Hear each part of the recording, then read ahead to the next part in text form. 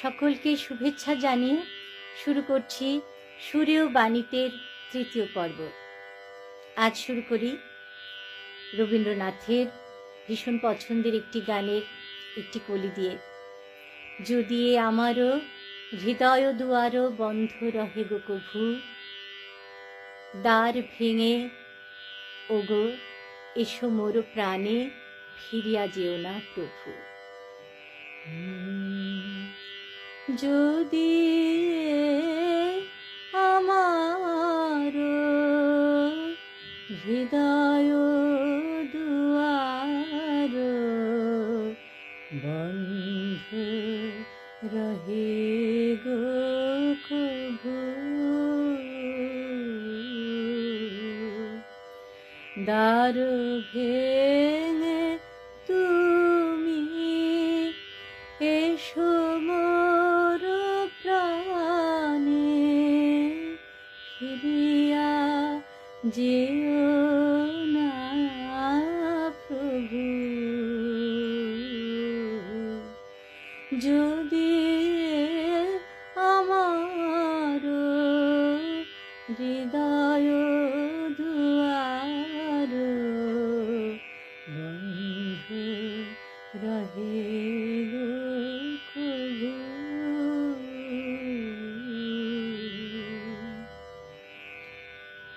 হৃদয় দুয়ার যদি বন্ধ রহে গো কভু, তুমি ফিরিয়া যেও না। রবীন্দ্রনাথ বলছেন আমাদের প্রেমের ঠাকুর শ্রীরামকৃষ্ণ সংসার পেতেছিলেন তার আরাধ্যা মায়ের সাথে, তার সাথেই তার সংসার ছিল। আর আমরা এবং বাকিরা সংসার আমাদের আলাদা, তাকে ডাকা, তার আরাধনা করা সেটি আবার আলাদা। সংসার আর আরাধনা আমরা তো একসাথে করতে পারি না। এই প্রসঙ্গে শ্রীরামকৃষ্ণের একটি গল্প বলবো। ফিরিয়া যেও না প্রভু, তিনি এসে ফিরেও তো যেতে পারেন। ঠাকুর বলছেন যে তুমি তাকে ডাকার মতন ডাকলে তিনি আসবেন। আর যারা তোমরা বিশ্বাস করো না, তারা কি করে জানবে যে তিনি এলেন কিনা? হয়তো তুমি তাকে সেই দেখার চোখই তুমি নিজের মধ্যে প্রতিস্থাপন করতে পারোনি, সেই দেখার হৃদয়ই তুমি গড়ে তোলনি যা দিয়ে তুমি তাকে চিনতে পারবে। রবীন্দ্রনাথ আরেক জায়গায় তো বলছেন যে সংসার যদি মন কেড়ে লয়, সংসার যবে মন কেড়ে লয়, জাগে না যখন প্রাণ, তখনও হে নাথ প্রণমী তোমায়, গাহি বসে তব গান। অর্থাৎ সংসারে থেকে আমরা আরাধনা করি, কিন্তু সব সময় মন প্রাণ ঢেলে আরাধনা করতে পারি না। সংসার আমাদের মন কেড়ে নেয়, কিন্তু তখনও আরাধনা করি। এবং সেই সময় আবারও সেই রবীন্দ্রনাথ বলছেন যে আশা করি প্রাণপণে, নিবিড় প্রেমেরও সরস বরষা যদি নেমে আসে মনে, সহসা একদা আপনা হইতে ভরি দিবে তুমি তোমারও অমৃতে। সেই ঈশ্বরের ওপরেই ভরসা করছেন। আগের পর্বে মহারাজের কথা দিয়ে বলেছিলাম, তিনি বলেছিলেন শরণাগতি হচ্ছে তাকে সম্পূর্ণ ভার অর্পণ করা। রবীন্দ্রনাথের গান গাইলে তার বাণীকে ঠিকভাবে বুঝতে পারলে বা নিরীক্ষণ করলে দেখতে পাই তিনিও সেই একই কথাই বলছেন। নয়তো তিনি বলবেন কেন যে আমি তোমায় ডাকবো, তোমাকে মন প্রাণ দিয়ে যে ডাকবো সেটাও তুমিই করিয়ে নিও। এই ভরসা আমি তোমার উপরেই করছি। সহসা একদা আপনা হইতে ভরি দিবে তুমি তোমারও অমৃতে। গানটা কিরকম ছিল, গানটা একটুখানি গাই।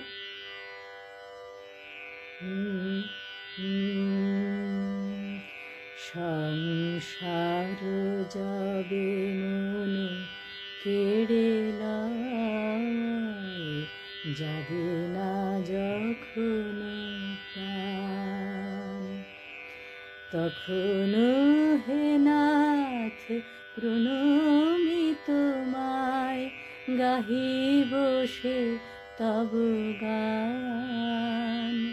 সংসার যাবে মন কেড়ে লয়, যাবে না যখন প্রাণ। এর সঞ্চারিতা গাই। ডাকি তব নাম শুষ্ক কণ্ঠে, আশা করি প্রাণপণে, নিবিড় প্রেমের সরস বরষা যদি নেমে আসে মনে। সহসা একদা আপনা হইতে ভরি দিবে তুমি তোমার অমৃতে। এই ভরসায় করি পদতলে শূন্য জীবন দান। সহসা একদা আপনা হইতে ভরি দিবে তুমি তোমার অমৃতে, এই ভরসা করি পদতলে শূন্য জীবন দান। শূন্য জীবন দান করছি, অর্থাৎ আমি সম্পূর্ণ ভক্তি সঞ্চয় করতে পারছি না। তুমি নিজে দয়া করে আমাকে যে সম্পূর্ণ মন প্রাণ তুমি নিয়ে আসবে আমার, নয়তো আমি সংসারে জড়িয়ে পড়ছি, সংসার আমার মন কেড়ে নিচ্ছে, প্রাণ ঠিক করে জাগছে না। তার কাছেই দয়া প্রার্থনা করছেন। এই বলতে বলতে তো আরেকটি গানের কথাও মনে পড়ে যাচ্ছে রবীন্দ্রনাথের। তিনি বলছেন, তব দয়া তব দয়া তব দয়া দিয়ে হবে গো মোর জীবন ধুতে, নইলে কি আর পারব তোমার চরণ ছুতে। দয়া তব দয়া তব দয়া দিয়ে হবে গো মোর জীবন ধুতে। এই যে তিনি এলেও, যে তিনি দেখা দিলেও, তিনি অনুভবে এলেও যে আমি সেটা বুঝতে পারবো কিংবা তাকে চিনতে পারবো, সেও তো আমরা ঠিক করে জানি না। সেই প্রসঙ্গে শ্রীরামকৃষ্ণের একটি ভারী সুন্দর গল্প আছে, হয়তো জানেনও অনেকে, তবু একবার বলি। এক পূজারী ব্রাহ্মণ ভট্টাচার্য মশাই পুজো আর্চা করেই তার দিন কাটে, সুখের সংসার। একটি মেয়ে, তার নাম সর্বমঙ্গলা।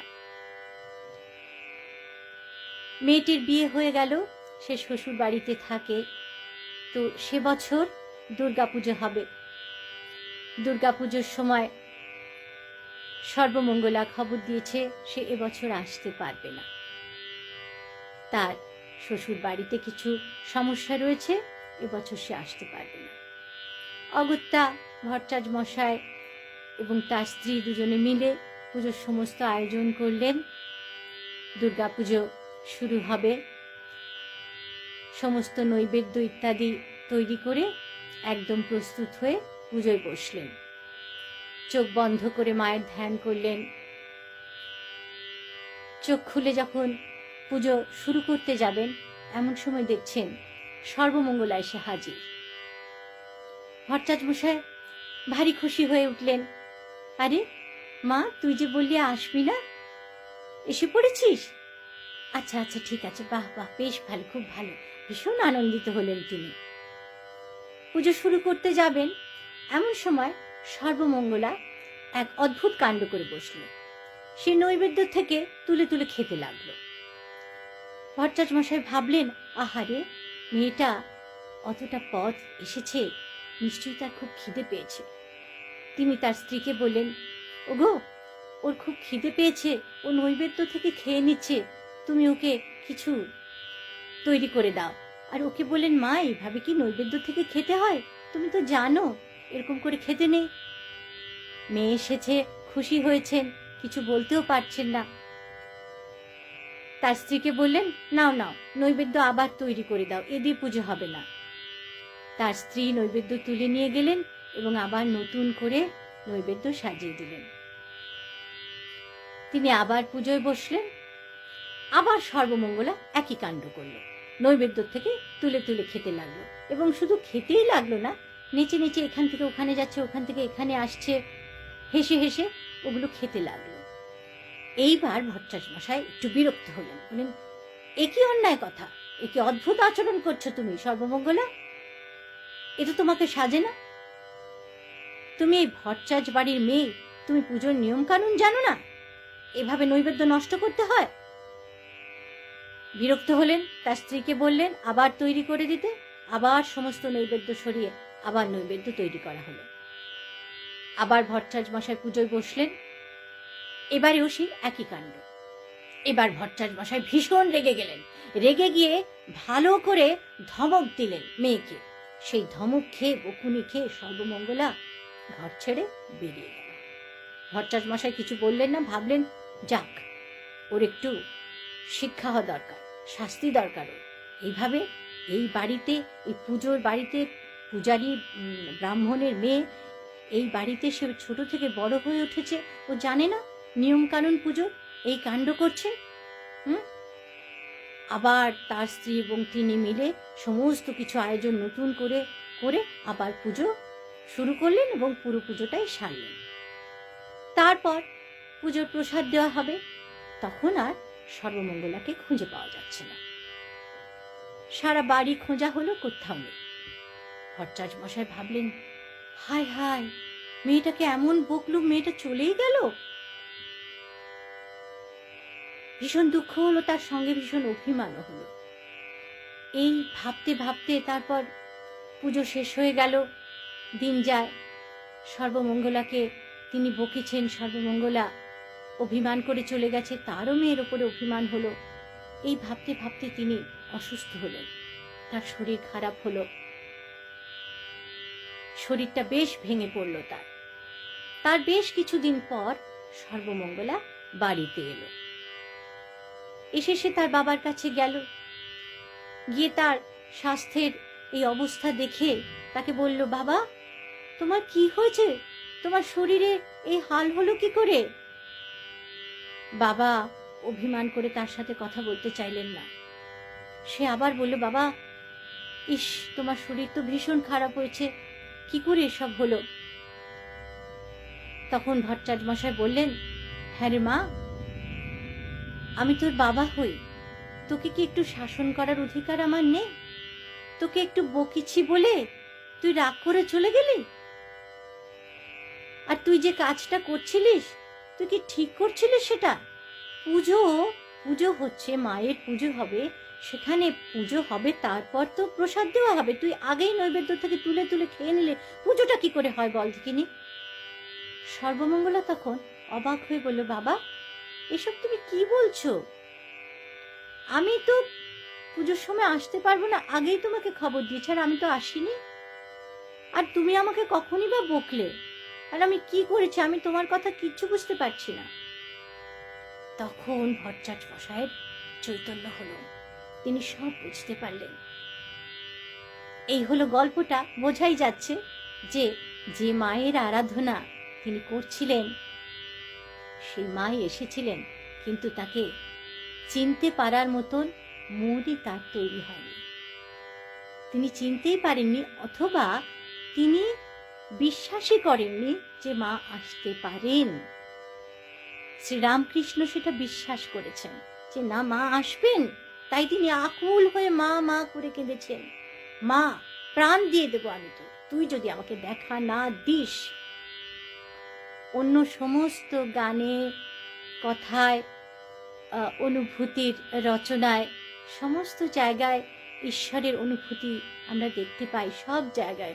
নজরুল, অতুল প্রসাদ, রবীন্দ্রনাথ তো বটেই, কিন্তু সেই ঈশ্বরকে অনুভব করার, ধরে নিই যদি সেটা বলি, ঈশ্বর এসেছেন, হৃদয়ে আসেন, মনের অভ্যন্তরে আসেন, অন্তরে আসেন। ঈশ্বর আসা মানে মূর্তি নিয়ে যে সামনে প্রকাশিত হবেন সেরকম তো নয়, যে যেরকমভাবে তাকে আরাধনা করে। ঠাকুর বলেছেন তিনি সাকারও বটে, তিনি নিরাকারও বটে। তুমি নিরাকার ভেবে তাকে প্রার্থনা করলে তুমি হৃদয়ে তাকে অনুভব করবে, সাকারে প্রার্থনা করলে সাকারেও তিনি উপস্থিত হতে পারেন। এই হচ্ছে ঠাকুরের কথা।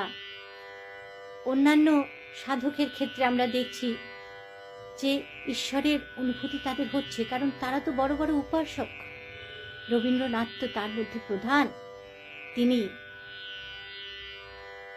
ঈশ্বরের এত বড় উপাসক যে তিনি বলছেন যে যদি তোমার দেখা না পাই প্রভু এবার এ জীবনে,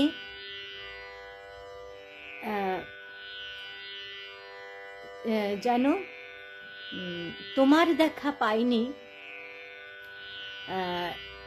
যেন সেই কথাটি রয় মনে, যেন ভুলে না যাই, বেদনা পাই শয়নে স্বপনে। এ কি সাংঘাতিক, মানে আত্মিক কথা। কতটা আপন করে ঈশ্বরকে ভাবলে এবং তাকে তার দেখা পাওয়া যাবেই, এটা রবীন্দ্রনাথ তো ভেবেছিলেন। শ্রীরামকৃষ্ণ যেমন মা মা করে আকুল হয়ে যাচ্ছেন, মা দেখা দে, দেখা দে, তুই কেন দেখা দিবি না, তোকে দেখা দিতেই হবে। এবং তিনি মায়ের সঙ্গে সংসার পেতেছিলেন, মাকে এমন আকুল হয়ে ডেকেছেন, তিনি মায়ের দেখা পেয়েছিলেন এমন ভাবে যে সেটা ক্ষণিকের জন্য নয়, তিনি চিরকালীনভাবে তাকে অনুভব করেছিলেন। তাকে সকলে আমরা বলি এবং প্রত্যেকে বলেন, সেই জন্যই তিনি পরমহংস এবং তিনি মায়ের দেখা পেয়েছেন, এই সব জায়গায় বর্ণিত হয়েছে। এবং ঠাকুরও বলেছেন, হ্যাঁ মা আমার কাছে আসেন, কথা বলেন, আমরা একসঙ্গে কথা বলি, মাকে খাওয়াই সব কিছু করে। আছেন কি গো, নরেনকে বলছেন, আছেন কি গো, তাকে তো আমি দেখতে পাই, কথা বলি। এতটা বিশ্বাস, ভরসা এবং এতটাই আত্মিক তার সঙ্গে। রবীন্দ্রনাথ যে এতগুলো গান গাওয়ার সময় তার বাণীকে লক্ষ্য করলে দেখতে পাই যে অনুভব করছেন বলে বলছেন যে অনুভব করছি আবার চলে যাচ্ছে, অর্থাৎ আবার বলছেন সংসার যবে মন কেড়ে লয়, সংসার মন কেড়ে নিচ্ছে, অনুভবটা স্থায়ী হচ্ছে না। আবারও তিনি অন্য জায়গায় বলছেন, হে কোন ক্ষণিকের অতিথি। এই হচ্ছে আবার কি, এই যে শ্রীরামকৃষ্ণ যে গল্পটা, এই যে গল্পটা এক্ষুনি আমরা শুনলাম, সেখানে কি ব্রাহ্মণ পুজো করছেন, কিন্তু কি হচ্ছে, সেখানেও রবীন্দ্রনাথের লাইন আছে, তোমার পূজার ছলে তোমায় ভুলেই থাকে।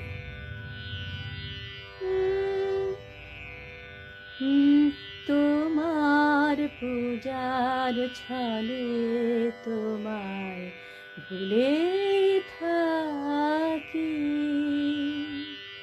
বুঝতে নারি কখন তুমি দাও যে ফাঁকি, তোমার পূজার ছলে তোমায় ভুলেই থাকি।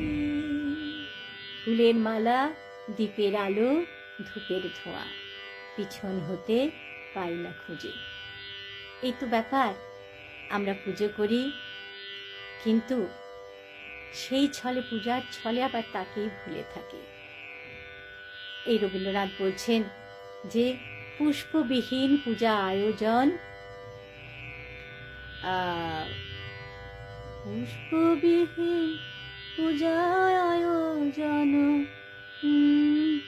যাক মনে পড়ছে না, হ্যাঁ ভক্তিবিহীন তান, পুষ্পবিহীন পূজা আয়োজন, ভক্তিবিহীন তান, সংসারও যবে মন কেড়ে লয়, জাগে না যখন প্রাণ।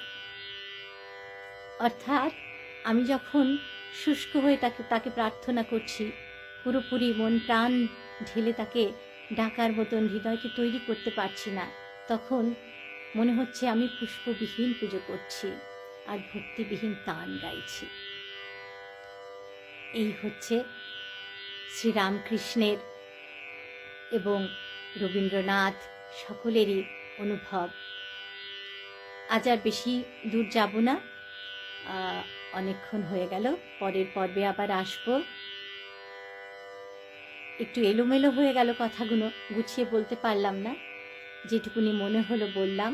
তবে শেষ করার আগে একটু গুছিয়ে নিলে বলতে হয় যে আগের পর্বে যে সম্পূর্ণ ভার দেবার কথা বলা হয়েছিল এবং তারও আগের পর্বে যে সরল বিশ্বাস, এই বিশ্বাস আর ভার দুটো অঙ্গাঙ্গিভাবে পারস্পরিকভাবে যুক্ত, কিন্তু সম্পূর্ণ বিশ্বাস করলে তবেই সম্পূর্ণ ভার তাকে দেওয়া যাবে, এবং সম্পূর্ণ ভার যে তাকে দেওয়া যায় এবং দিলে যে তিনি সে ভার নেন, সেটিও বিশ্বাস করতে হবে।